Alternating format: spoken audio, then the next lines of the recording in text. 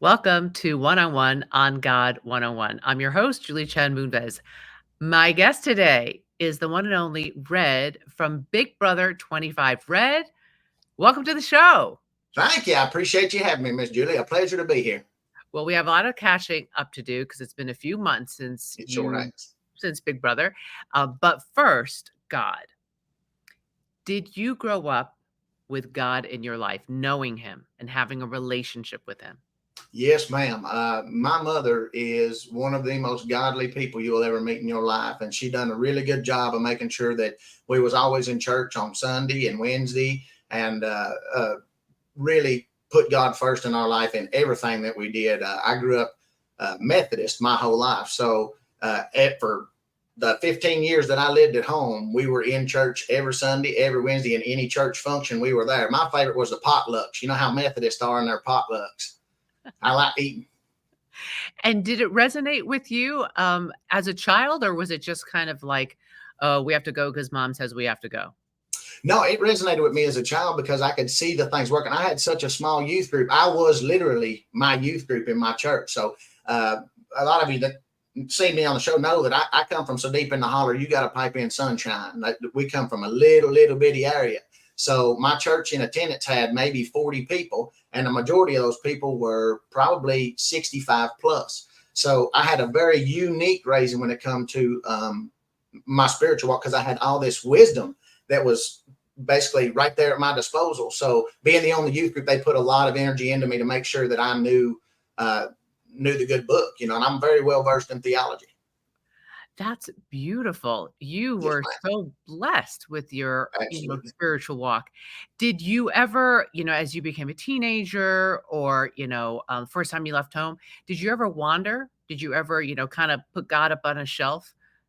Of course. And I think everybody does that. I think as you transition from being an adolescent into an adult, you kind of want to feel out life for yourself. So I traveled around the world after the army, I guess would be when I look strayed is the word that I will say for a while. And mostly it was just to receive a different perspective. I had lived in the same point of view my whole life, and I wanted to see other people's point of view and to learn more. And ultimately, it just brought me closer to God because you find out the more you're figuring out about other people around you and who you ain't, the more you figure out about who you are. So it was easier for me to see why I was the faith that I am. Yeah, that's a fascinating way of looking at it. When you were in the Big Brother house, what did your relationship with the Lord look like? Were you talking to him more than ever? What was going on? Yeah, a lot of internal dialogue, mostly, and just because it's always been somewhat like that with my faith in Methodist, we pray at night in our bed, just laying there. I never was one that got down beside the bed and prayed, which I think a lot of people do, but I had a lot of prayer and moments with God because the hardest part of the show for me was missing my family. So the biggest thing that I wanted from it was him to look out for them. Allie Mae's first time mom. I had a 9-month-old. She was developing some issues with breastfeeding the day that I left. She had milk fever. So the whole time I was gone, it really was hard for me to keep my head in the game. And the one thing that was keeping me straight was my nightly talks with God. Wow. And what do you still go to church every Sunday and Wednesday, or what does your church life look like right now? Not as much now. We kind of go. I do a lot of. We watch in Sundays. We listen to Christian music, and sometimes I'll put on radio. But I work on the weekends, being a small town celebrity, for lack of a better word. The time that most people are here in my little area of the country is Friday, Saturday, and Sunday. But I do work for a very conservative Christian based store. A lot of people call it the Jesus Save store, and it's such a good group of people that keeps that going. It says right there in the book, wherever two or more are gathered in my name, there I am also. And this place is just full of awesome people that have a really strong walk with Christ. And it's been a blessing in my life for sure. What kind of store is it? What is it called? It's called Three Bears General Store in Pigeon Forge. It's massive. We have a few bears in the back that they're rescue bears. They're Himalayan bears. We found Himalayan on the side of the road and we fixed him. I'm just kidding. They actually from the Himalayan region. But yeah, that's what people come and see. And the store itself is just the biggest general store you've ever seen. They got a little bit of everything. And I love it here. Hmm. Do you like what is your if you have one, like what is your strongest testimony to God showing up in your life? Any miracles? Like what is your like proof of God story that is that is that's something you have seen and experienced? Well, I've lived a little bit of a wild life. So I've been in a lot of situations that I probably not ought to survived. There's a couple times that I've almost drowned. I was a diver in the Army. A lot of people don't know that. And I've actually drowned then. But after that, in Hawaii, I had a situation where I got caught in a riptide, and I honestly don't know how I made it out of it. The current just stopped, and I was swimming. As I was taking my last breaths, I was praying like, I guess this is it. I'm either coming to see you or I'm going back to the beach. And as I was blacking out, I felt it release kind of, and I was able to swim up out of it. And that moment, I said, we're going to church. Me and my buddy Marshall, there's a church in Kahalui. We just had got there. We'd only been there about 2 weeks, so I didn't have a church or nothing like that. We didn't even know nobody. And I said, we're going to church. And I went there and I prayed until my face was red because I was so thankful just for being there. That's one moment. Another moment, I saved my sister's life when she was drowning and nobody was around to see her. But something in my head told me that something was wrong. And I went to looking around, and about 15 feet from where I was standing in muddy water, my sister was already unconscious. I pulled her up out of water without nobody telling me. I didn't see her or anything like that, but I went right to where she was and pulled her up out of water just in time enough to save her life. So Wow. it's been more than one situation like that. I would have been dead probably 3 or 4 times as wild as I was, but God's always been there for me. That was Holy Spirit talking to you, using you to save your sister for sure. 100%. And she even tells the story to this day, and she'll get teared up and crying about it. It Oh, gives me goosebumps. I have goosebumps right now. All right, let's talk about your experience in the Big Brother house. All right. You've been watching the show how long? So I started watching from the first season. I missed a few in between because I took a spell where I didn't have no TV, but I started watching in the beginning. So you're an Uber fan. And was it what you expected?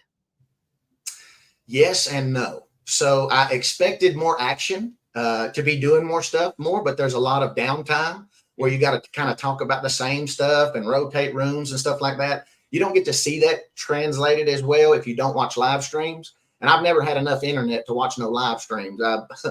We didn't even have a color TV till 1995 or something like that in my family, or running water until the 90s. So having a VCR, some way to record or live stream something was not even a thing. But that was the biggest difference for me, noticing that you're not moving all the time and you do have to sit still, which is tough for me. I'm not a person that has sat in one spot for a long time. So I found myself discovering a new red in that Yeah. bit. You get the time before too, where you have to spend some time by yourself. That reflective time for me also, to go back to us talking about our spiritual journey, that also strengthened my spiritual walk with Christ because I had time to be with myself before the show. So what did you learn about yourself? Having all that alone time to self-reflect in the Big Brother house. That people are where I draw my energy, that the happiness and the smiles of others and positivity is what makes me feel complete and whole as a human. Not having that was so tough for me. My journey in life is all about spreading smiles. I believe you can change this world one smile at a time. It don't cost you a dime. And if you see somebody without one, if you give them yours, they guaranteed to give it back to you. So in that, I've found a lot of blessings for sure. Yeah, we were not meant to live alone. We No, need community. Um, who are you still in touch with? lots of people. So almost everybody I've stayed in contact with, but Riley, of course, me and Cam, a lot of people thought we was going to have this. There's going to be a big bromance breakup, but no, me and him are fine. That guy's like my brother. He's as close to me as any of my sisters are. I've talked with Riley a bunch, talked with Matt and Bowie Jane, love Bowie. Jag, I absolutely love that man. I'm so tickled that he won. Such an amazing human being. Honestly, I don't think it could have worked out better, truly. I talked with Heisem as well. So you've made lifelong friends as a result. Absolutely. Family. And how did you and Cam clear the air? Well, it wasn't really much. So me and him kind of both knew what was going on in the house. We knew that there was some dishonesty that was playing us against each other. The problem was we couldn't come back together and address it because we were just going to make ourselves a bigger threat. So my whole thing was, had he not took himself down for veto, he would have went home. The only reason I went home at that point was because I didn't win the veto. But we knew that if we could come back together, we could have went far in the game. But we also knew if we come back together, we was going to be the biggest targets in the game. So there was never any time where we could do that. In Uh, the you're a local celebrity now. What do people say to you? I hope you and Cam are okay. That's the first thing most people say. Y'all's bromance was so beautiful, and it was real, and it really was. I love that man. I built a bond with him and a connection with him like nobody else that I've connected with ever, really. But in there, it makes relationships complex because you never really know how much information is real information and how much is something being made up to, placate you. And finally, what is next for Red? What's happening? Lordy.